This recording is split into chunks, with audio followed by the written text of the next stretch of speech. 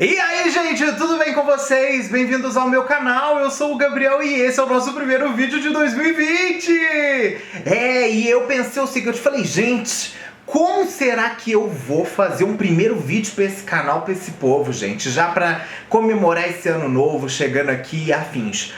Aí eu pensei, eu falei, gente, por que não falar de álbuns que floparam e são bíblias para as fanbases, né? São álbuns que têm uma relevância gigantesca e que as pessoas fazem muita questão deles, né? Então hoje a gente vai falar desses álbuns aí, eu separei alguns pra gente. Se você não é inscrito aqui no canal, já quero convidar você para se inscrever e fazer parte da comunidade. Esse ano vai estar recheado de novidade aqui nesse canal. Você não tem noção do que eu preparei, gente? Vai ser muita coisa. Então se inscreve aí que vocês vão curtir pra caramba os conteúdos, tá? Vem fazer parte da comunidade, se inscreve aí embaixo. Bom, o primeiro álbum que eu quis começar é um álbum que, assim, flopou, tá, gente? O pessoal realmente, na época, não valorizou a qualidade desse trabalho e a gente precisa levar em consideração que é um álbum foda, um álbum divisor de águas, um álbum que merece uma atenção gigantesca e é o álbum Rated R da Rihanna. Esse álbum ele teve o primeiro single lançado, que foi Wait Your Turn, que depois acabou sendo só promocional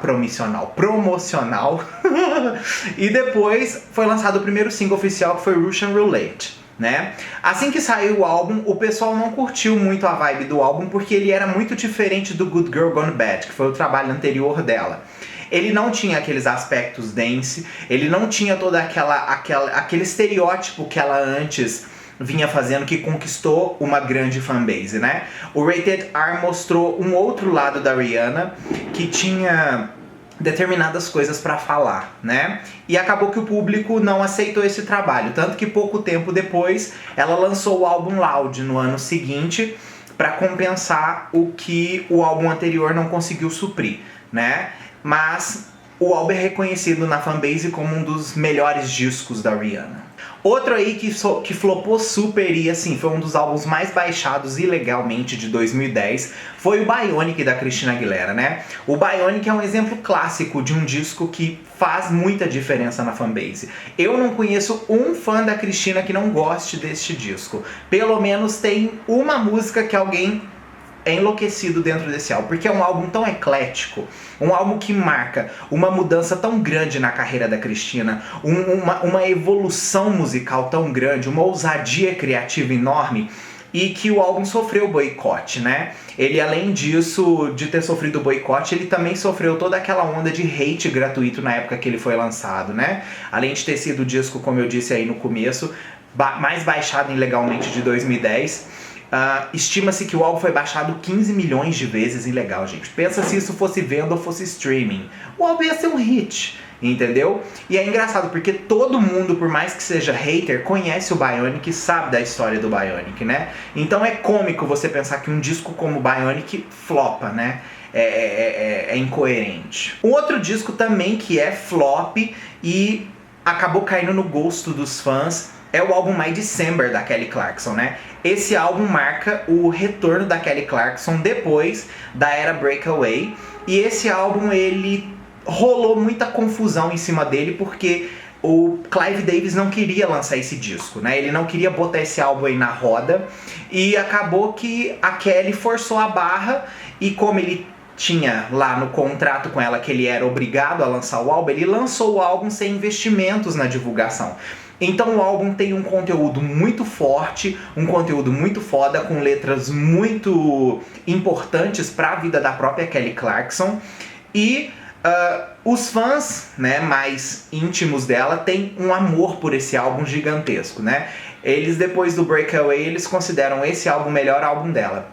Tem baladas incríveis como Sober e a própria Never Again, que é o primeiro single do álbum, que é uma das faixas prediletas dos fãs da Kelly Clarkson. Um outro disco que dispensa aí apresentações é o Art Pop da Lady Gaga, né? Foi um álbum que teve uma expectativa muito grande também colocada em cima para o lançamento dele, mas ele não supriu o que as pessoas esperavam, né? A Lady Gaga prometeu o álbum do milênio, isso assim assado, e ela veio com um álbum eletrônico, genérico, com muito barulho e o pessoal rejeitou, além da imagem dela ter ficado um pouco poluída na era do álbum.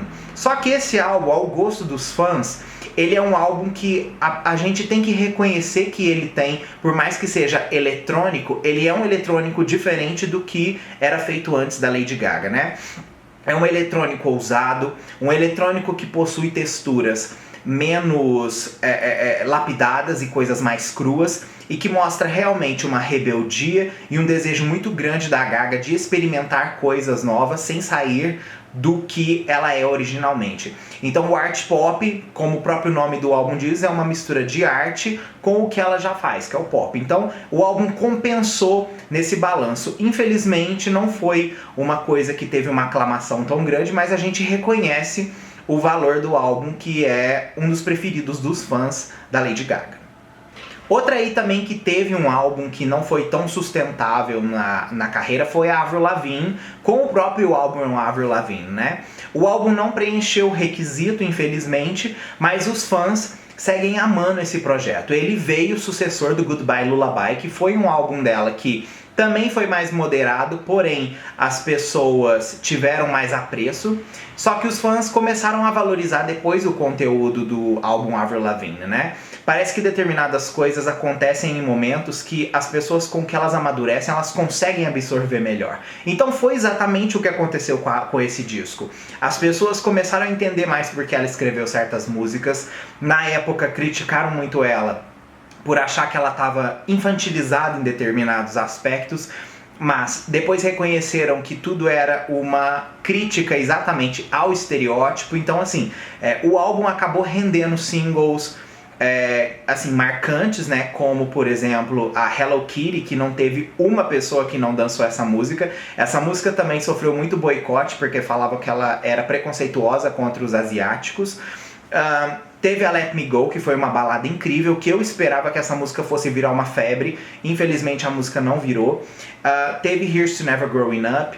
Tivemos Rock and Roll. E tivemos também o single dela, Give You What You Like, que foi uma música que eu amei quando eu escutei o álbum, e eu não esperava que ela fosse lançar, depois de tanto tempo, um clipe e transformar essa música em single, né? Basicamente todo mundo achava que depois de Hello Kitty já tinha acabado toda essa divulgação, mas felizmente a música acabou saindo depois um clipe e as pessoas ficaram satisfeitas com o conteúdo da era. Então as pessoas valorizam o não abandono do projeto, né? De ir até o fim pelo que você lança da sua obra e você acredita na sua obra. Isso é um ponto forte da Avril Lavigne, que a gente tá vendo novamente agora no Head Above Water, que é um álbum também que não caiu no gosto do público, mas é um álbum extremamente rico e que ela não deixou de trabalhar singles mais espaçados no álbum, né? As pessoas cobraram dela e ela fez. Isso é uma coisa que a gente tem que enaltecer muito o trabalho de artistas, não somente como a Avril, mas outros artistas também independentes que têm trabalhos bons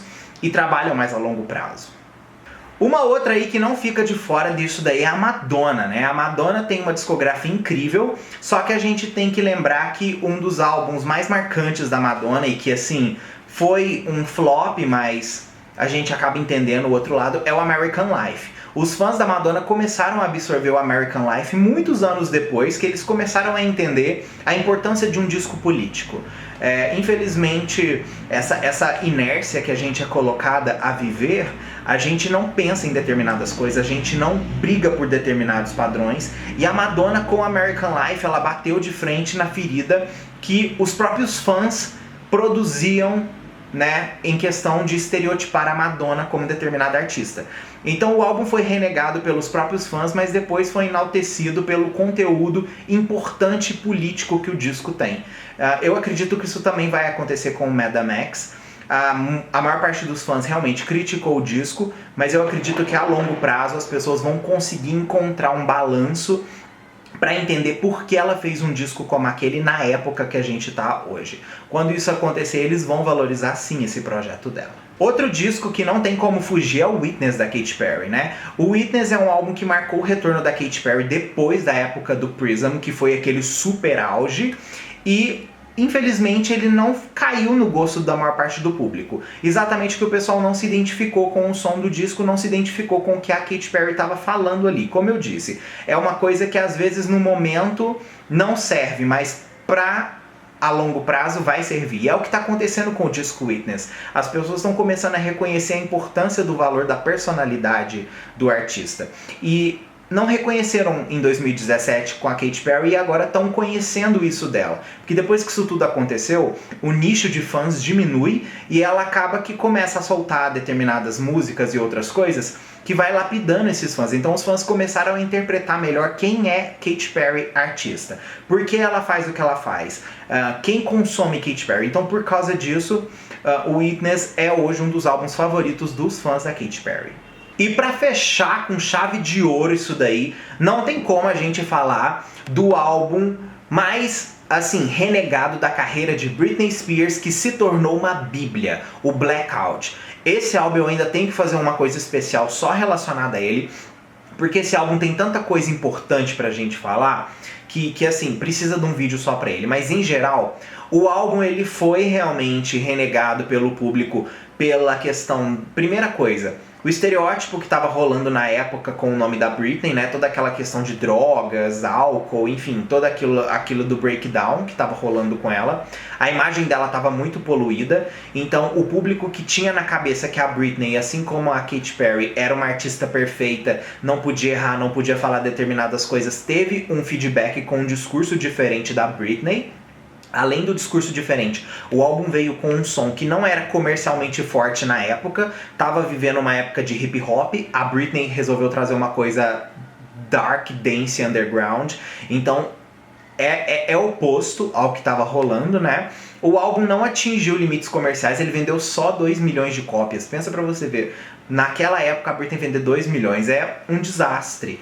Mas a gente tem que pensar que tudo isso contribuiu para acontecer e as pessoas depois começaram a valorizar esse repertório. Então hoje, quando você vê as pessoas falando que o Blackout é uma bíblia, isso e aquilo, é porque realmente ele é o melhor álbum da Britney. Aquele álbum é honesto, aquele álbum fala coisas que ela precisava falar, ela queria ter dito antes e ela não podia falar. Então, por ela ter tomado a frente desse projeto como produtora executiva, ela teve a chance de chegar e falar todos esses discursos que ela faz no Blackout. Então, fica aí como o número 1 da nossa lista, né? Como o álbum que foi flop supremo, mas é uma bíblia gigantesca, o Blackout. Tanto que ele marca gerações de artistas até hoje, né? Artistas que ouvem Britney Spears e estão começando a se tornar mainstream hoje nas carreiras deles, eles enaltecem o trabalho que aconteceu no Blackout, né? Eles falam como o disco foi importante para a vida deles, para eles aprenderem a enxergar determinadas coisas e também curtirem o som do álbum, que é muito rico, né? O álbum, além de atemporal, ele possui um conteúdo de produção que não existe mais. É uma coisa que realmente foi feita só naquele projeto e tudo que veio depois não consegue sustentar a maestria que é o disco Blackout de Britney Spears. Cheira sucesso o álbum, gente, e não foi. É uma coisa absurda. Fazer o que, né? Graças a Deus as pessoas evoluem e aprendem a reconhecer isso depois. É isso aí, gente. Espero que vocês gostem do vídeo. Beijo pra vocês. Até o próximo vídeo nosso aí nesse ano novo.